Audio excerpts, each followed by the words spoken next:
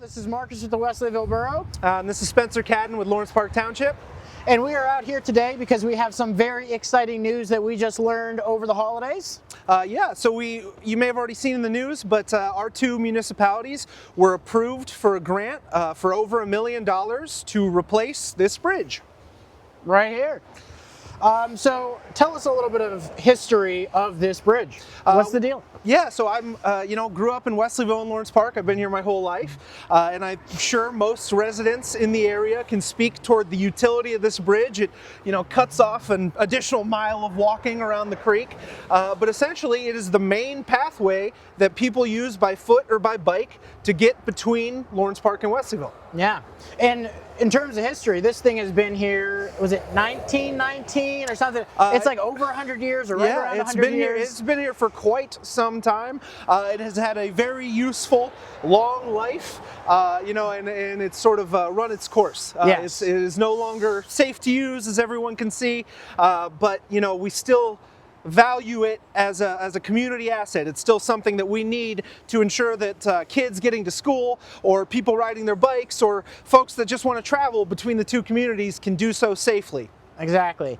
And certainly this has now been deteriorated. For your information, the average life of a bridge, if you're going to be designing one, is like 50 to 75 years. Maybe you can get a little bit longer with a pedestrian bridge because there's less weight going over it and whatnot.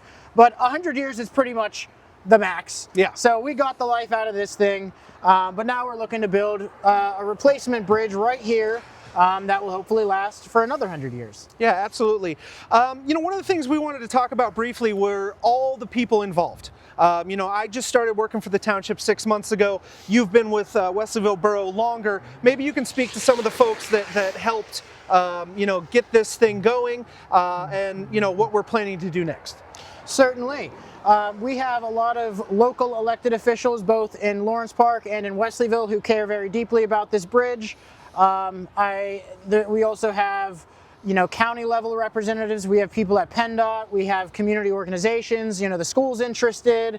So this is a very important bridge, and where we are today, where we have a couple grants now lined up to get progress along this Water Street corridor, is only because we've had a lot of pushing from a lot of people.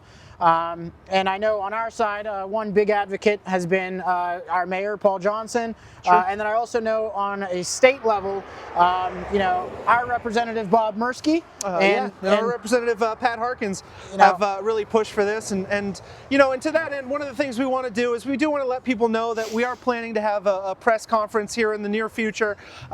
Just an opportunity for all these stakeholders, the Iroquois Foundation, the school district, our representatives, our local officials, to come speak on the importance of this project and what it means to them. Yes, and we're thinking, obviously right now, we're shivering.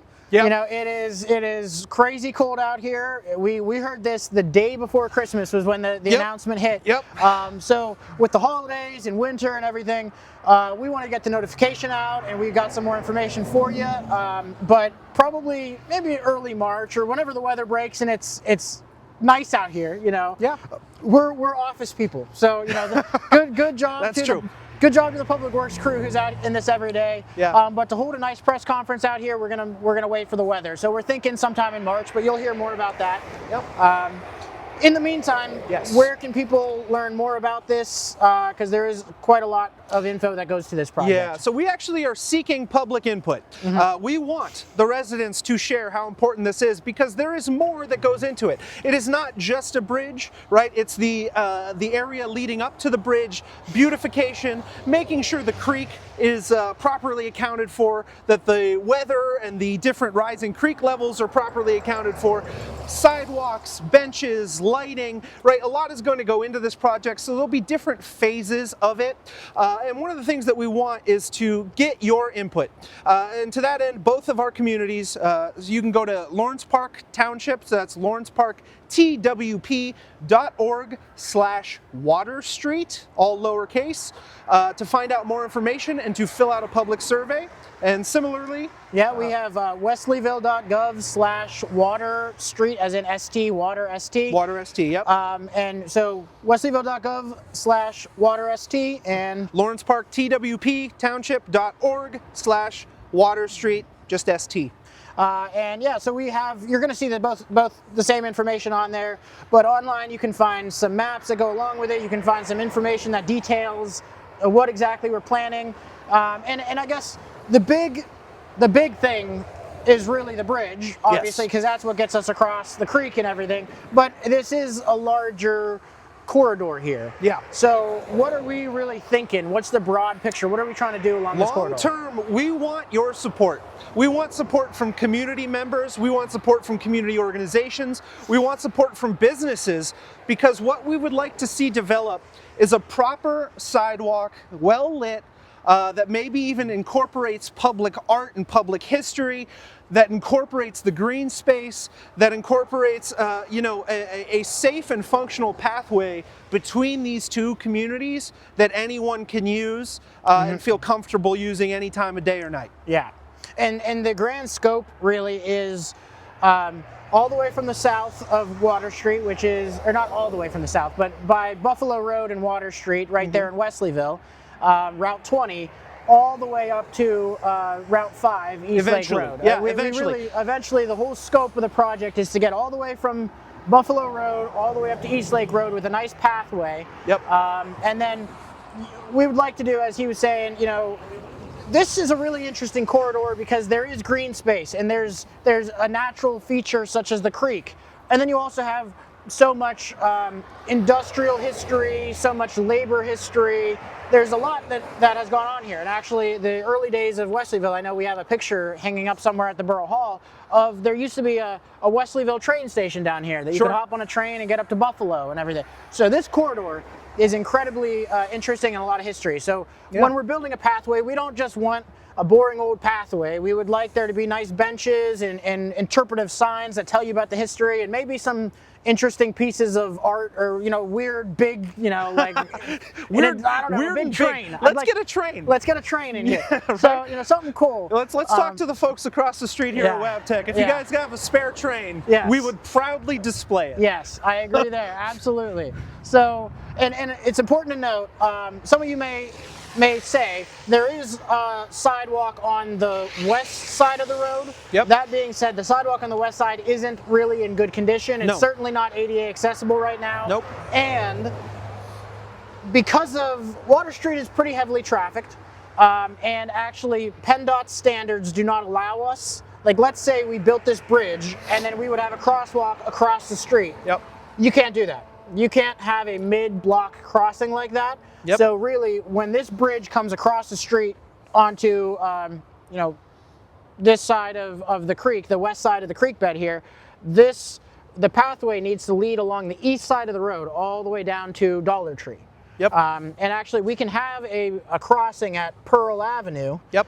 Because there is an intersection there, but you can't do a mid-block intersection. So this whole stretch of Water Street is kind of like impassable for pedestrians, unless if they very dangerously run across the street. Which we do not advise. We do not advise. Do not do that. Yeah. Also, they have street lights and whatnot down here, but when we're doing this, we'd really like to make it nice with some pedestrian levels, lighting, and as you said, benches and everything. Yeah. So absolutely. I mean, the goal is to increase public safety, public walkability. We have walkable communities. It's something we talk about a lot. We have a lot of pride in the fact that we have neighborhoods where folks can walk to schools, to businesses, to their churches, wherever they need to go. And this is a critical piece of that. Right? Yeah. This is a critical way for all of our community members, all of our students. I grew up on Union Avenue. This was the way I got to school, right? This was how I got to school, and this is how so many kids in Wesleyville get down here to school. And we have to respect that and, do whatever we can to support our community and our students. Exactly. And going back to the numbers, so we've now gotten 2 grants so far. The first grant is $100,000 for a pathway that will lead from Dollar Tree up to about the bridge. Close to the bridge here is going to be the $100,000, which was Erie County CDBG money, Community Development Block Grant money. So $100,000 from that for the pathway. Yep. And then we got 1.106 or whatever it was. Yeah. 1.1 million is for the bridge reconstruction. This is really the primary focus. But again, when you're doing a bridge, it's not just throw in a couple, steel I girders wish across. it was that easy, Yeah, right? But for us to be ADA compliant, which is a requirement, Yeah. for us to create something that is functionally safe and up to the standards required for municipal governments, right? Say you owned a piece of property and you had a creek running through it, maybe you could throw a bench or a board over it and call it a day.